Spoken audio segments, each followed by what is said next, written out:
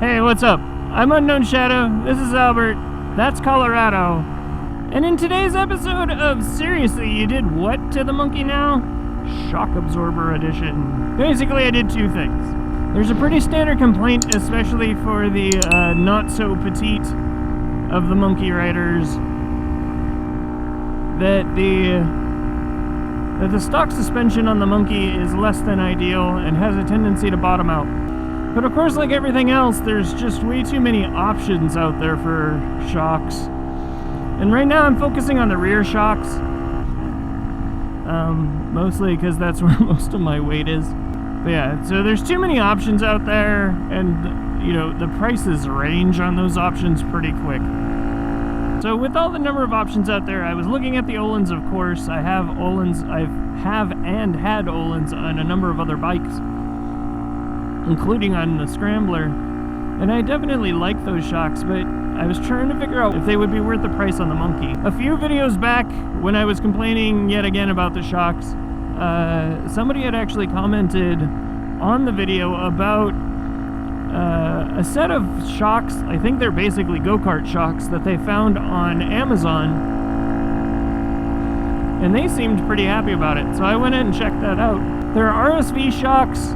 I think this one actually says for like some specific versions of the Suzuki and everything else, but they're smaller shocks, only about $180 US. You do need to get some bushings for them, just because of the diameter of the bolts for the stock shocks. It was one of those where it's like $180, might as well try them. Spoiler alert, I actually like these shocks, so I got those in, and since I was going to be taking apart the suspension, I figured why not go all in and get a set of the MNNTHBX Swingarm Bushings as well, and get those installed. The install on both items, it wasn't too difficult. Definitely pulling and inserting the new bushings was the hardest, longest part of the whole thing. Because normally my spools are actually at the bottom of the suspension, and I'm taking the suspension off and ultimately the swing arm off. I can't use that as a standard place to stand up the bike. So had to use a hoist to actually loop around and pick up the rear of the bike and kind of hold it in place. I tried to put some jack stands under it just to give it a little more stability. You do what you gotta do.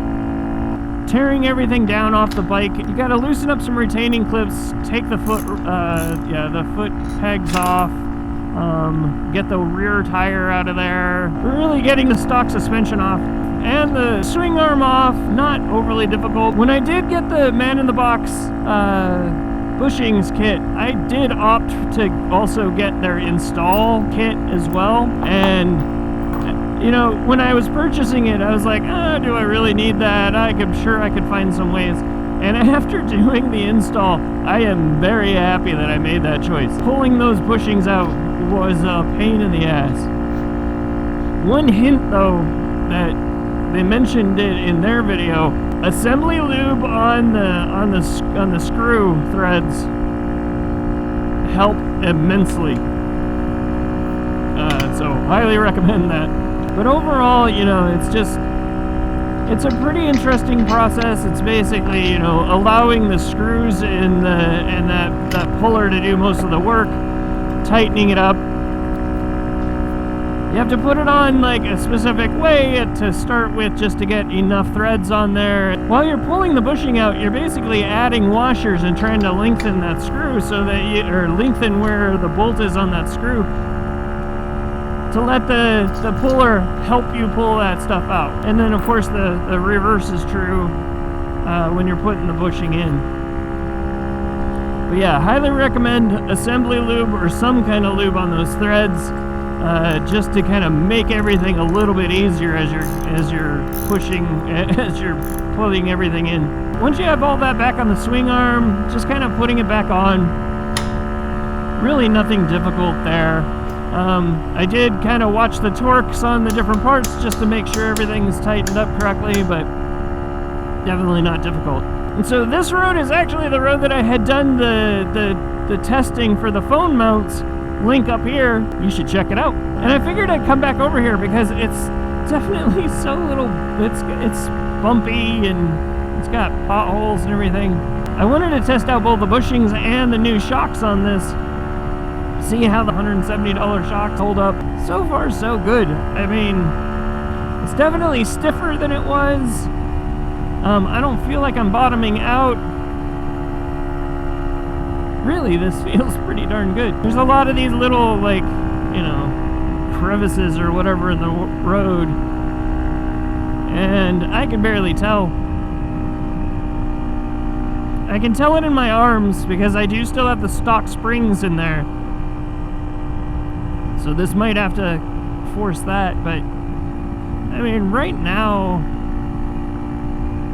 provided these shocks hold up and don't have a problem, right now I don't see an issue with just running these shocks. Maybe it's a good choice for saving a little bit of money, but also saving your ass.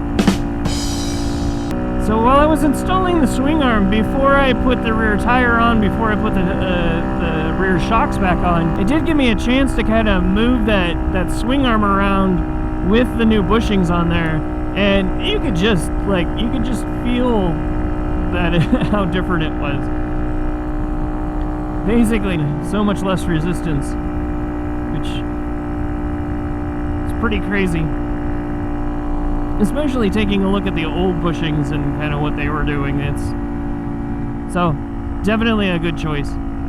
Yeah, that's basically all I have for today. I tried to adjust the preload a little just to kind of make sure that they're even. But I didn't do a lot of adjustments, so I'm sure over time as the springs kind of settle in, I may need to take a look at those again. Plus I'll be keeping an eye on whether or not $180 shocks last. I guess we'll find out. But ultimately, I mean, both the shocks and the bushings, just on their own, I would do both of these things again. In general, just swapping out those shocks, it's such a difference. Yeah, that's all I have. Hopefully you found something interesting in this video. I do have some more scrambler videos coming up, as well as I think a few more things on the monkey that I already have planned. So keep an eye out for those. Like, subscribe, comment, do those things if you like to do those things. In the meantime, hopefully you're having a good day. Thanks for watching. Bye. Oh, that's some soft ground.